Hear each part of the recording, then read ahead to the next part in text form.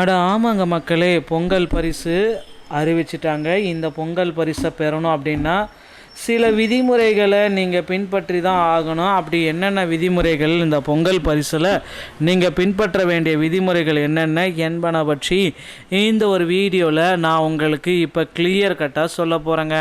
So நீங்கள் நம்முடைய சேனலை முதல் முறையாக பார்க்குறீங்க அப்படின்னா மறக்காமல் ஒரு சப்ஸ்கிரைப் அண்ட் பெல்லை கிளிக் பண்ணி வச்சுக்கோங்க. பொங்கல் பரிசு அப்படின்றது எல்லாருமே எதிர்பார்த்துட்ருக்க அந்த ஒரு தருணமாக இந்த ஆண்டு பொங்கல் பரிசை அறிவிச்சிட்டாங்க. 3000 ரூபாய் தமிழக மக்களுக்கு முதல்வர் ஸ்டாலின் ஐயா அவர்கள் 3000 ரூபாயை எடுத்து கொடுத்துட்டாரு அப்படின்றது இந்த டைம் ரொம்ப மக்கள் சந்தோஷத்தில் இருக்காங்க. ஸோ இப்படிப்பட்ட ஒரு பொங்கல் பரிசுக்காக மக்கள் இவ்வளவு நாளாக வெயிட் பண்ணிட்டு இருந்தாங்களா?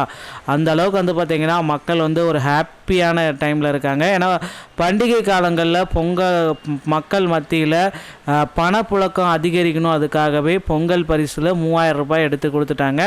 இது மக்கள் மத்தியில் ஒரு மகிழ்ச்சியை அளிக்கக்கூடிய செய்தியாக நாளுக்கு நாள் வந்தவனம் தாங்க இருக்கு. அடுத்து இந்த பொங்கல் பரிசு விநியோகத்தை முதல்வர் ஸ்டாலின் அவர்கள் தொடங்கி வச்சுட்டாருங்க. எல்லாருமே எதிர்பார்த்துருக்கீங்க.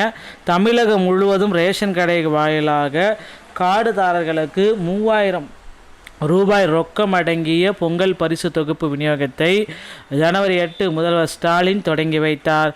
தமிழக அரசு பொங்கல் பண்டிகையை முன்னிட்டு 2.22 கோடி அரிசிதாரர் கார்டுதாரர்களுக்கு தலா 3000 ரூபாய் ரொக்கம், 1 கிலோ பச்சரிசி, சர்க்கரை, முழு கரும்பு ஆகிய பரிசு தொகுப்பை அறிவித்துள்ளது. அதனுடன் சேர்த்து இலவச வேட்டி சேலையும் வழங்கப்பட உள்ளது. இதற்காக பச்சரிசி, கரும்பு, வேட்டி, சேலை ஆகியவை அனுப்பப்பட உள்ளன.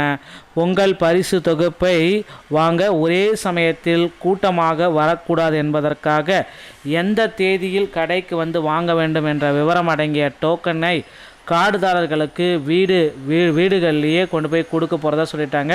கடந்த ஞாயிற்றுக்கிழமை முதலே ஊழியர்கள் எல்லாமே அங்கங்கே வழங்கிட்டு வராங்க. ஜனவரி 8ஆம் தேதியாக இன்று ஆலந்தூரில் நாசரேத்புரத்தில் ரேஷன் கடைகளில் பொங்கல் பரிசு தொகுப்பை முதல்வர் ஸ்டாலின் அவர்கள் தொடங்கி வச்சுட்டாருங்க. ஸோ அதை தொடர்ந்து அனைத்து ரேஷன் கார்டு கடைகளிலுமே இன்றிலிருந்தே நீங்கள் பணத்தையும் கூட பெற்றுக்கொள்ளலாம் அப்படின்ற மாதிரி தகவல்கள் எல்லாமே அங்கங்கே போயிட்டுருக்கு. அதனால் மக்களும் பார்த்திங்கன்னா இந்த டைம் ரொம்ப ஹாப்பியாக ஆகிட்டாங்க அப்படின்றத சொல்லலாம். ஸோ யாருக்கெல்லாம் இந்த பொங்கல் பரிசு கிடைக்கிது தான் இப்போ கேள்விக்குரியாது.